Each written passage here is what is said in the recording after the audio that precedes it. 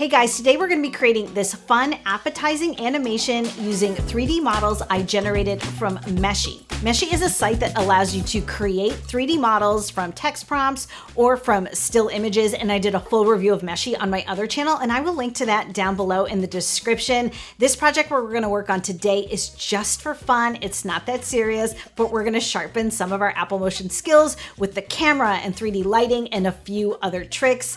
Now, don't forget, if you really want to follow along with me in this tutorial, all of the members of my Patreon community and the top tier of my YouTube channel memberships get access to all of my working files for the tutorials you see me do here in Apple Motion on YouTube. So if you want to get my working files, join my premium communities. And in this case, I'm also going to drop in these USDZ 3D models from Meshy. Okay, with all that, let's just dive right into it. Okay, here are my settings in Apple Motion. I am on a regular motion project. My preset is 4K Ultra HD with a frame rate of 24 frames per second and a duration of 8 seconds. Let's open it up.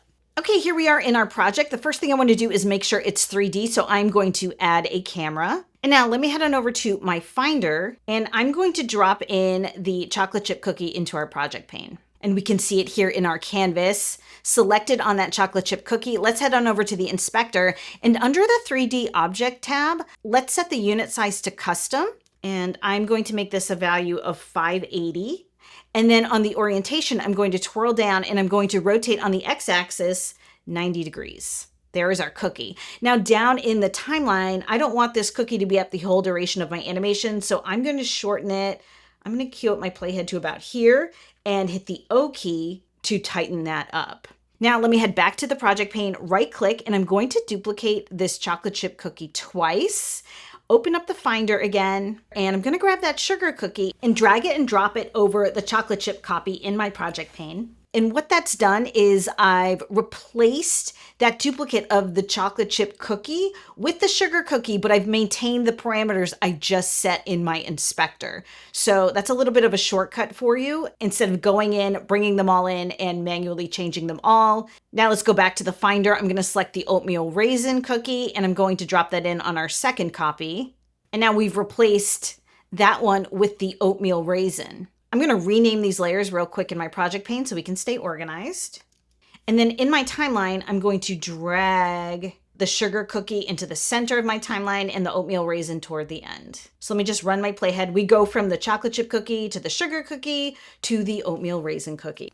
And by the way, if you like what you're seeing here in Apple Motion, but you're not yet an Apple Motion user, or if you've dabbled in Apple Motion, but you don't really feel that confident in it, you may want to check out my course, Motion Launchpad at JennJager.com. It's a great kickstart into Apple Motion so that this tutorial and every other tutorial you'll see here on YouTube will make a lot more sense. Okay, now we're going to start adding some text to our project. So I'm going to cue up my playhead to the beginning of my timeline. I'm going to grab the text tool and just click in my canvas, and I'm going to type out chocolate chip.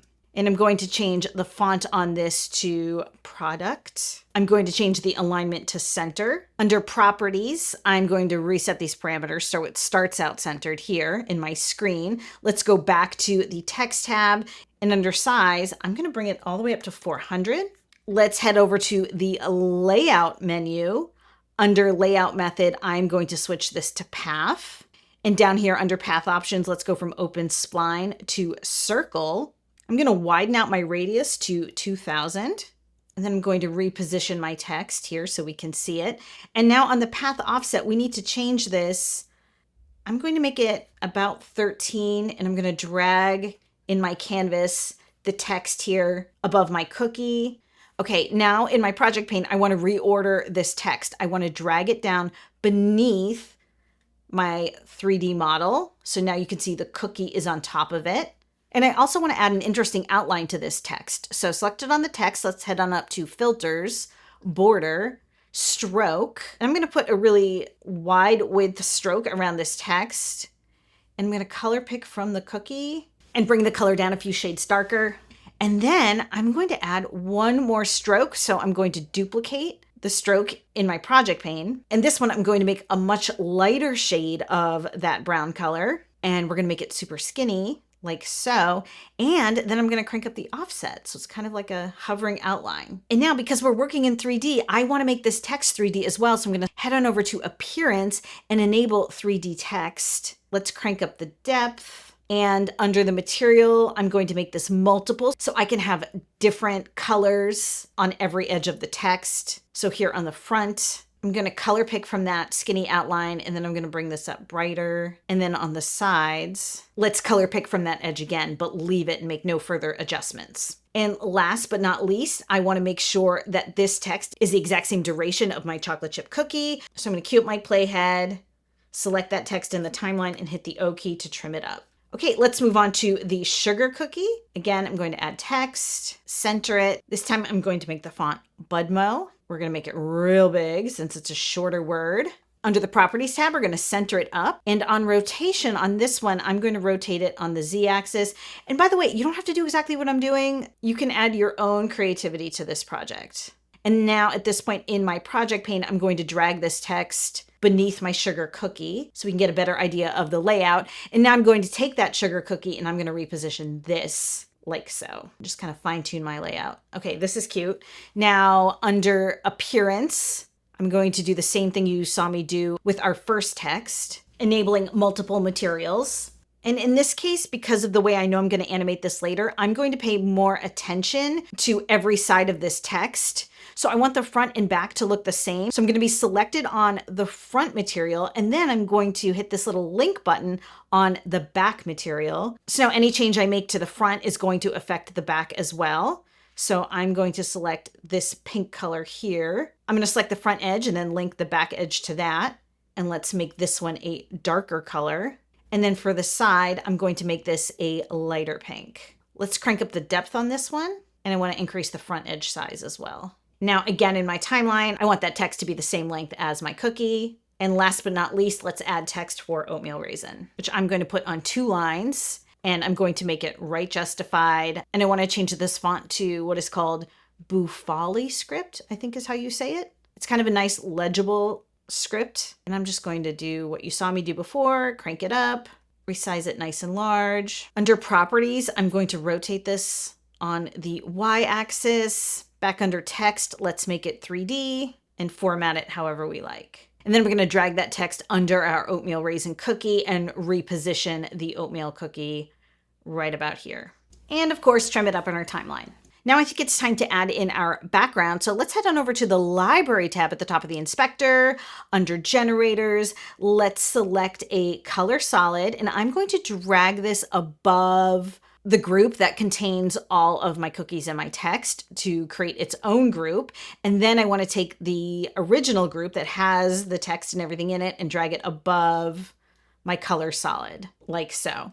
Now, as soon as we drop in this background, you can see what is going on with this cookie and this cookie. There's actually pores in the 3D models. This is something I talked about in my review of Meshii on my other channel, which is that these 3D models are not flawless. And the proper thing to do would be to bring these models into something like Blender and clean them up. But I have an idea for a workaround that we're gonna apply later in this video. It's not perfect, but I think it can help.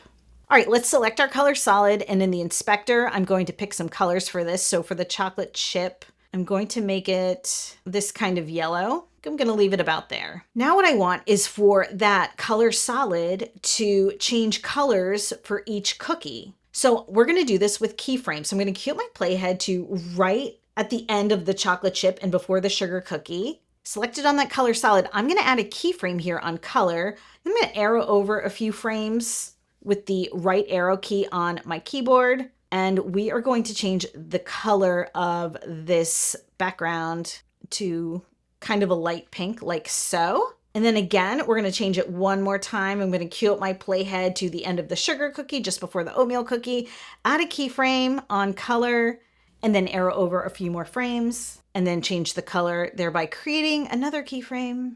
How about like that? So now if I run my playhead, you'll see we go from yellow to pink to purple. And if you arrow over those keyframes, you can see it's kind of like a gradual change. So now we've got our foundation built, and it's time to start adding some motion to this project. So we're going to do this with keyframes and with behaviors. Let's start with the chocolate chip composition. I want the text to float up from the bottom of the screen and then the chocolate chip cookie to come in almost right after it. So let's select that text. I'm going to queue up my playhead like 5 frames into my project here. Under properties on position, I'm going to add a keyframe on the Y position.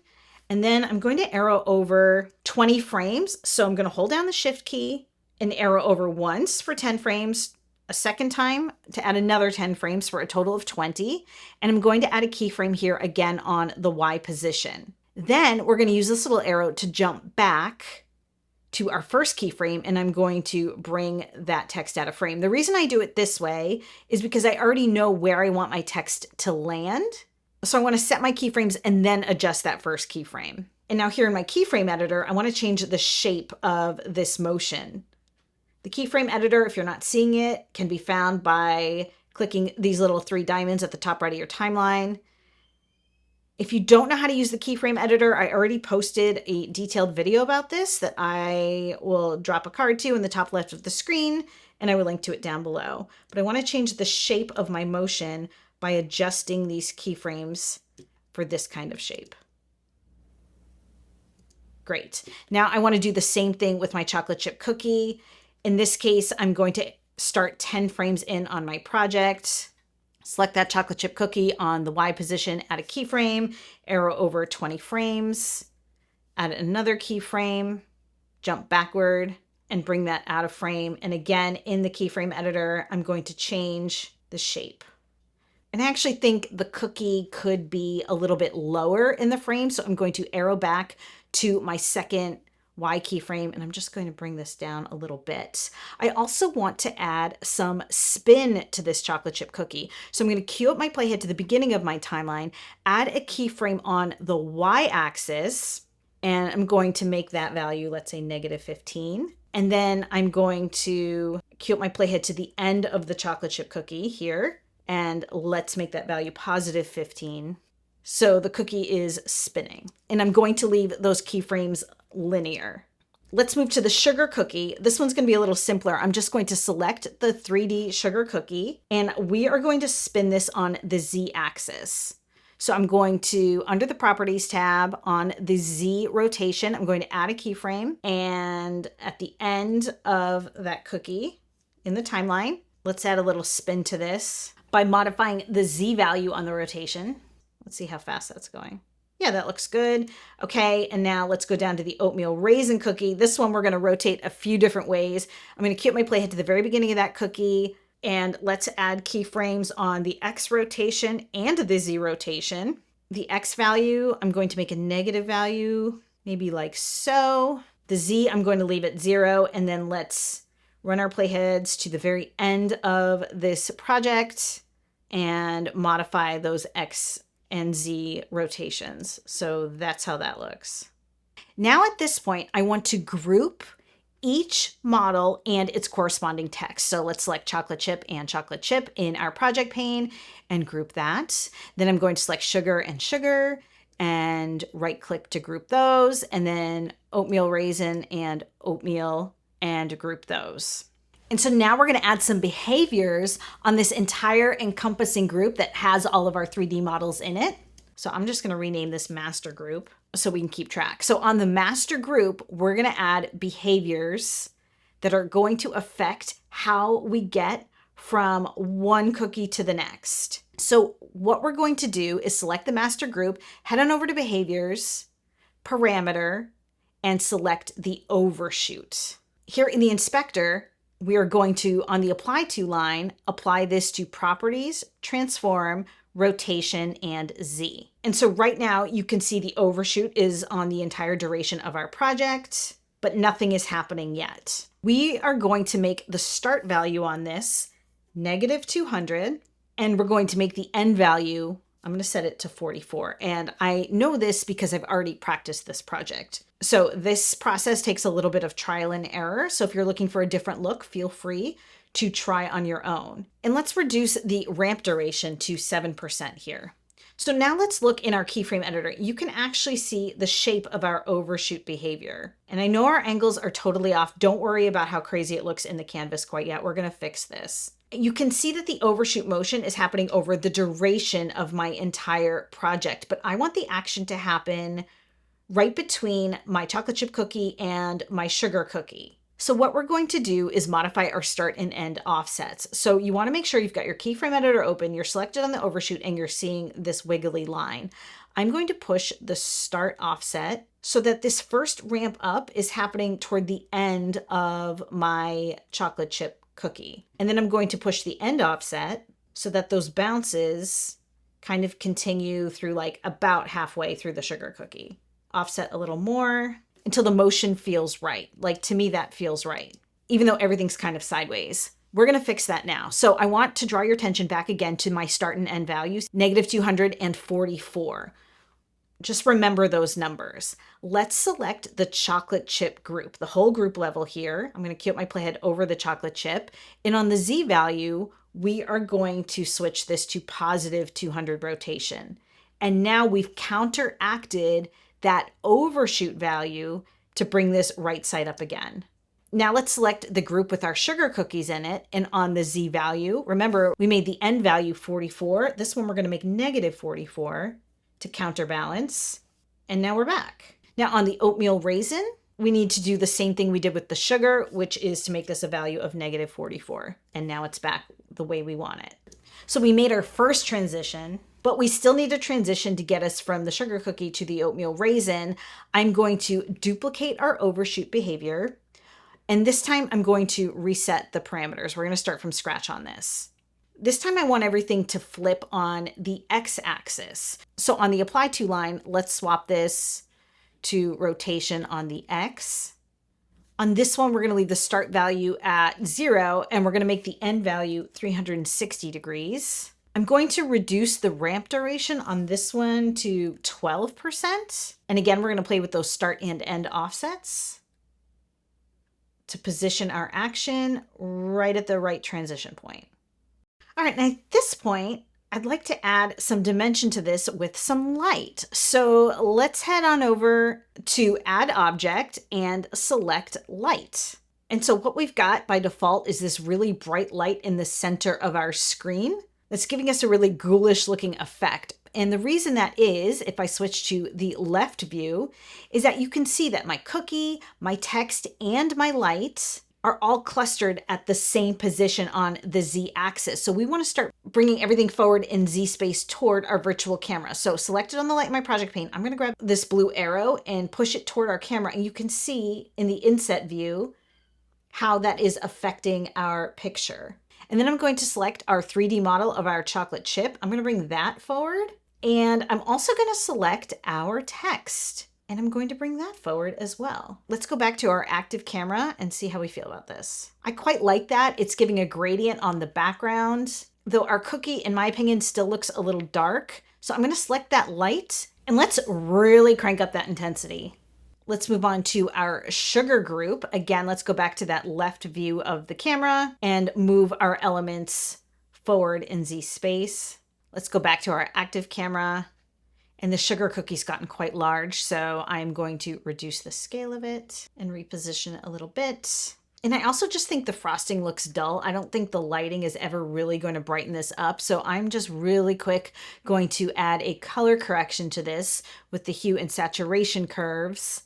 And under hue versus luma, let's pick that pink frosting and let's brighten that up some. And last but not least, let's head on over to our oatmeal raisin group, switch to the left view, and reposition these guys as well. I'm going to head back to my active camera, select that oatmeal raisin cookie, and in the inspector, just reposition it.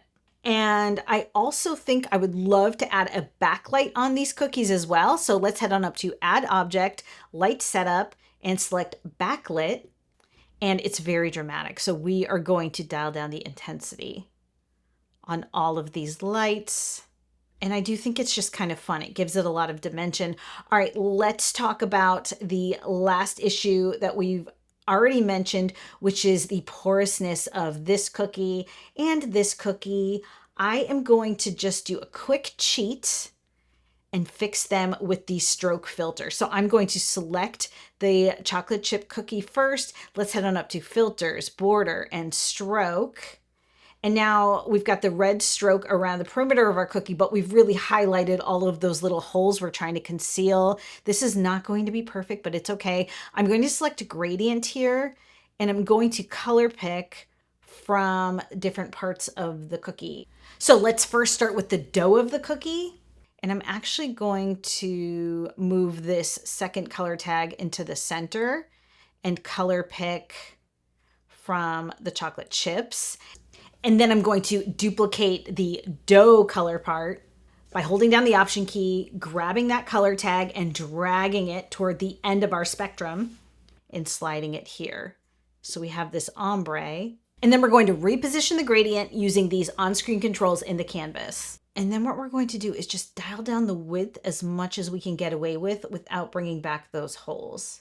I think that's done a pretty fair job of covering them up. It's not perfect, but we can live with it. Now let's move on to that sugar cookie. You can see the little bright spots, which are actually pores in the cookie. So on this, one more time, border, stroke, you can see all of the messiness here. And I'm going to color pick from that icing and then bring the width as far down as we can get away with. So there you have it, our fun animation using 3D models generated in Meshii. If you want to see the full review, I will link to it right here. And I'm going to let you two pick out something it thinks you're going to like right here. Thanks for hanging out.